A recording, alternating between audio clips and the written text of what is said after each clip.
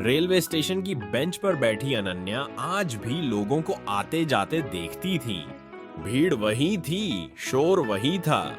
बस फर्क इतना था कि अब उसके हाथ में महंगा मोबाइल था, कलाई पर ब्रांडेड घड़ी और दिल में एक ऐसा दर्द जो किसी को दिखाई नहीं देता।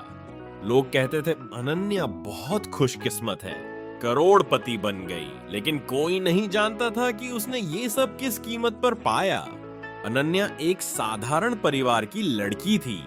पिता स्टेशन पर कुली थे, माँ बीमार रहती थी। अनन्या दिन में कॉलेज और रात में ट्यूशन पढ़ाकर घर चलाती थी। उसी स्टेशन पर काम करता था राघव, चाय बेचने वाला पर सपनों का सौदागर। वो अक्सर अनन्या को चाय मुफ्त में दे देता और कहता, पढ़ लिख लो मैडम, एक दिन ये स्टेशन बहुत छोटा लगेगा। धीरे धीरे दोनों की बातें बढ़ने लगीं।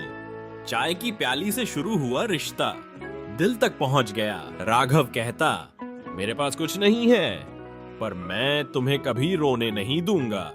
अनन्या मुस्कुराकर जवाब देती, और मैं तुम्हारे साथ रहकर हर दर्द सह लूंगी। लेकिन जिंदगी को कुछ और मंजूर था। एक रात अनन्या की माँ की तबीयत बहुत बिगड़ गई। डॉक्टर ने कहा, इलाज महंगा है, पैसे जल्दी चाहिए। अनन्या और राघव ने हर दरवाजा खटखटाया, पर गरीबों के लिए दरवाजे हमेशा बंद ही रहते हैं। उसी समय शहर का बड़ा बिजनेसमैन विक्रम मल्होत्रा अनन्या की जिंदगी में आया। उसने साफ कहा, मैं इलाज का पूरा खर्च उठाऊंगा, लेकिन तुम्हें मेरी पत्नी बनना होगा। अनन्या की दुनिया हिल गई। उसने राघव से पूछा, अगर मैं मना कर दूं और माँ को कुछ हो गया तो? राघव चुप रहा। उसकी खामोशी अनन्या को तोड़ गई।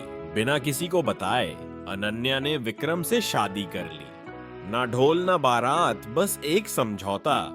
माँ बच गई, लेकिन अनन्या अंदर से मर गई। राघव को जब पता चला, वो स्टेशन की उसी बेंच पर बैठकर देर तक रोता रहा। उसने बस इतना कहा, काश मैं थोड़ा अमीर होता। समय बीतता गया। अनन्या महंगे कपड़े पहनने लगी, बड़ी गाड़ियों में चलने लगी।